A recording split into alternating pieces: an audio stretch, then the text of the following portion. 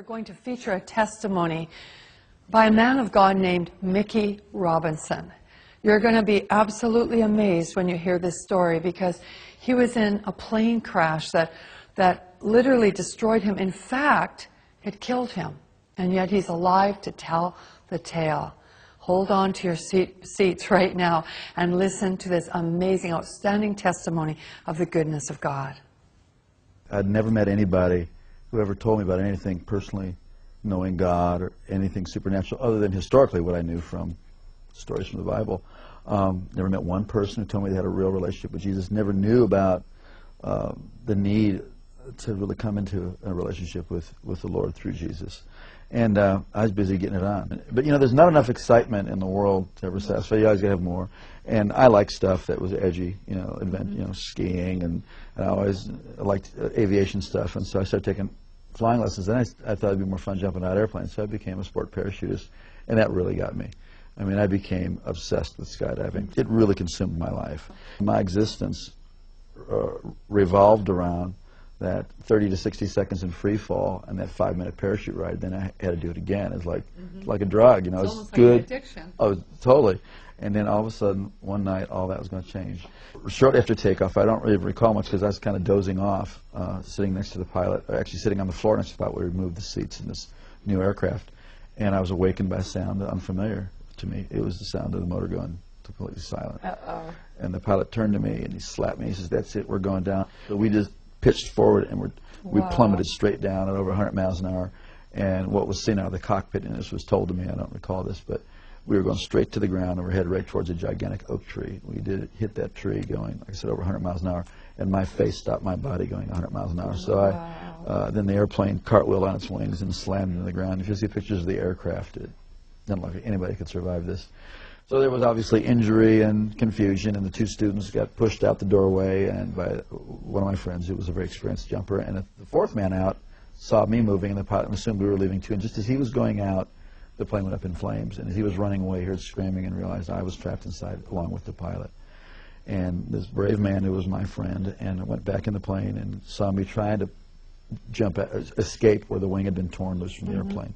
But I was stuck, and by something in my equipment or my clothing was caught, and I was soaked with fuel, and it was on fire from head to toe. Wow. And just like you see in movies, a person whose whole body was engulfed in flames. And this is where God did the first miracle. This man grabbed a hold of my parachute harness, and with his bare hands tore that loose. It's 2,000 pounds tensile strength in each one of those straps. Wow. Pulled so hard he pulled his thumbs out of his sockets, dragged me away from the plane, and slapped the fire out. It kept reigniting, and he tried to go back for the pilot, and he couldn't. He was burned alive. Well, they rushed me off to the hospital. Obviously, it was horrible, and they rushed me off to the hospital and saw that I sustained very serious injuries. I had a brain injury. I had burns over a large portion of my body. I had to find out my eye was blind. My right eye was blind, and you know, tremendous cuts, and you know, this shock of that crash. They told my family I was going to die. They told my sister to come that day because I was not going to be there in the afternoon. I had an experience I had never heard about. Never heard anything like this. As I was laying there in that condition, just racked with pain and discomfort in every way possible, suddenly my inner man, the real me, my spirit, sat up out of my body, and I could feel my legs go through the springs of the bed. Wow. And my spirit came out of my body as if you would take a glove off your hand. And instantly, I was in the spiritual world. Instantaneously, I knew this was the real world. And this man that I was seeing was the real me.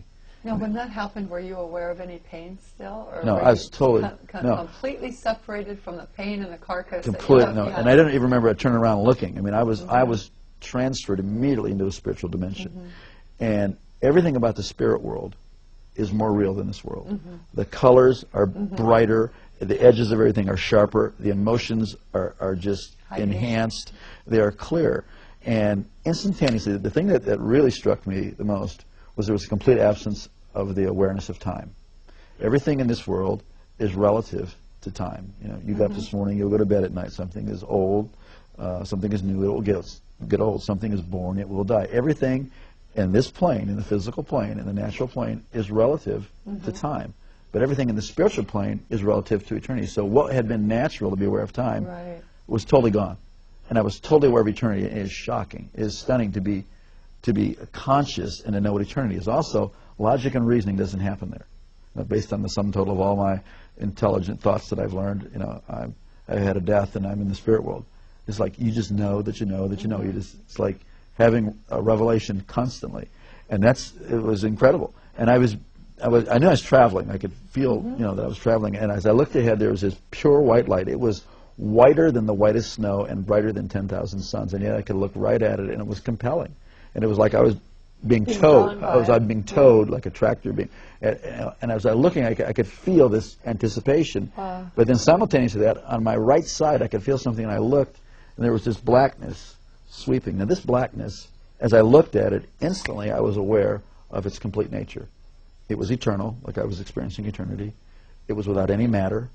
It was without any life. It was void, and it was forever non-negotiable, cut off from the source of all life. And the more that I looked at it, the faster it would sweep. And the more that occurred, the more intense the feeling of the nature of being cut off and sealed forever and separated. It is horrific. Yes. Horrific. You would not. I used to never be able to stand to be near anybody who could say go to hell after that. Because you wouldn't want the worst person. No. You wouldn't want Adolf Hitler, bin Laden, Saddam. You wouldn't want any human being to ever go in there. It was so horrible. And as that was sweeping, it got down to, it was eclipsing this light. So there was just it was like you're in a room, and you close the door, a dark room, and there's a little space between the door and the door jamb. It wasn't a doorway. It was really, this was a real place that I was seeing and that I was feeling. And as it was closing, it was eclipsing, and now I'm standing on the very edge, the precipice of eternal separation. And I scream out of my spirit, I'm sorry, I want to live. Give me another chance. And just before that was to close, I was standing in the presence of Almighty God. Whoa. And instantly I knew I would never die for eternity. And that's mercy. It's unbelievable. Wow. And instantly I knew that this being who was off on this side of me, who I didn't see, but I was standing in this river of golden radiation. It looked like a moving river of golden light. And this river went that way, it went that way, it was underneath me, it was going right through me. And this river was alive. I don't know how to describe it, except that this called the river of life. This river was alive, and it's going right through me, and I'm more alive than anybody can imagine. I mean, this is the height of the experience of life. It filled up with life, and somehow I knew this being was going to take care of me for eternity. I didn't see the New Jerusalem, I didn't see any angels in heaven, I didn't see any people who had gone before me. This was the max. So I was so filled with just the love and all of God's majesty, all of His authority, all of His love, everything was just flowing through me. I was like vibrating like a tuning fork, the very essence of God's nature. But when God spoke to me, and not in a language like you and I are talking now, but the knowledge of His purpose, the word of His purpose, came in through that same light. And I was taken back to the same way I was like being reeled in like a kite, and I went down through space and time, this dimension.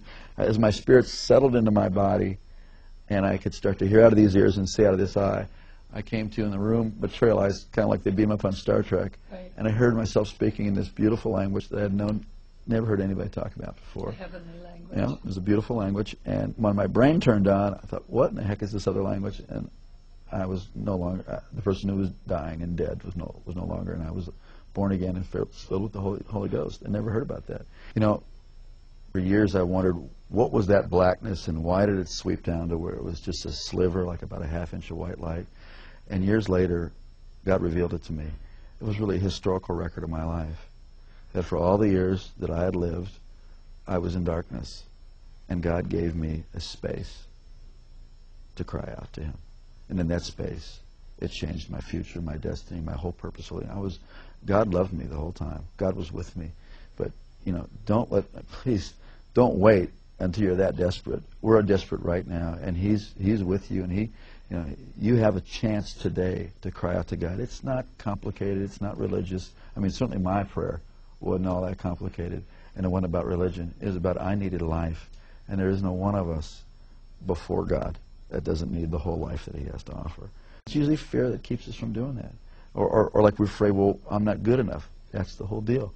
We need God.